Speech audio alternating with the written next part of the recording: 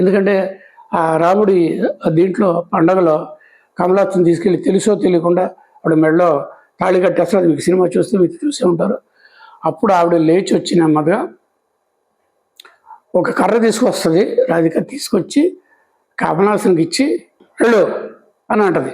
ఇది సీను, కొట్టాలి. ఈ సీను అంతా వెనక ముందు కొంత తీసాము. విశ్వనాథ్ గారు కొన్ని షాట్లు అయిన తర్వాత రఘు కెమెరా చేత్తో పట్టుకున్నారు. ఏంటి విశ్వనాథ్ గారు చేత్తో పట్టుకోమంటాం ఏంటి? అది క్రైమ్ సినిమాల్లో, కౌబాయ్ సినిమాల్లో కేఎస్ఆర్ దాస్ గారు మోసగాడు రోజులలాగా విశ్వనాథ్ గారు నన్ను హ్యాండిల్ చేయమంటున్నారు ఏంటి ఇదేంటి అనుకుంటే, నువ్వు చేసే పదే చాలా సినిమాలు ఫైటుల్లో పట్టుకును, ఎందుకు నీకు అర్థం అవుతున్నారు. సరే పట్టుకుంటే ముందు ఆయన ఒక రౌండ్ చేసి చూపించారు. అంటే దానికి ఎక్కడ స్టార్ట్ అవుతుంది, ఎక్కడ ఉండవుతుంది, మూమెంట్ ఏంటి తెలియదు. దాన్ని ఒక రకమైన సీన్కి బట్టి అప్పటికప్పుడు వచ్చిన ఎమోషన్ బట్టి ఆర్టిస్టులు చేసే ఒక టైప్ ఆఫ్ యాక్టింగ్ అనమాట. అది విశ్వనాథ్ గారు చేశారు. వెళ్ళి ఆ కర్ర తీసుకొని వెంటబడి వీరభద్రుడు వెంటబడి లంబడికి అనుకుంటా, సినిమా బాగా నోటెడ్ అది, లంబడికి అనుకుంటా కర్ర తీసుకెళ్ళి వెళ్ళి కొట్టి లోపల పరిగెత్తులకి గొళ్ళు వేసేసుకుంటాడు.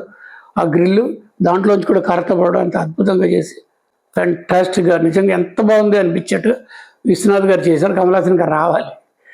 సరే కమలాసన్ వచ్చిన తర్వాత ఆ షార్ట్ ఇదే అని చెప్పేసి ఇప్పుడు నాకు అర్థమైంది ఎందుకు పట్టుకోమన్నారు. కెమెరా హ్యాండ్ హెల్డ్ చక్కగా స్టాండ్ మీద తీసి అటు ఇటు తిప్పుతుంటే స్టాటిక్గా స్పిరిట్ లెవెల్లో ఉండే షార్ట్లో ఎమోషన్స్ ఇంతగా రావు.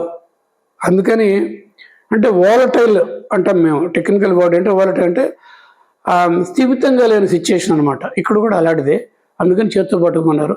నాకు అలవాటే కాబట్టి అన్వేషణ నాటి సినిమాలు చేత్తో పట్టుకున్న అలవోకగా చేశాను కదా, బ్రహ్మాండంగా అనుకున్న స్కీమ్ అర్థమైంది, పట్టుకున్నాను. ఇప్పుడు కమలాసన్ వచ్చిన తర్వాత ఎక్స్ప్లెయిన్ చేసి కమాన్ అని టేక్ చేస్తే కమలాసన్ కూడా అంత బాగా చేశాడు. ఈయన ఎంత బాగా చేశారో అలాగే చేశాడు.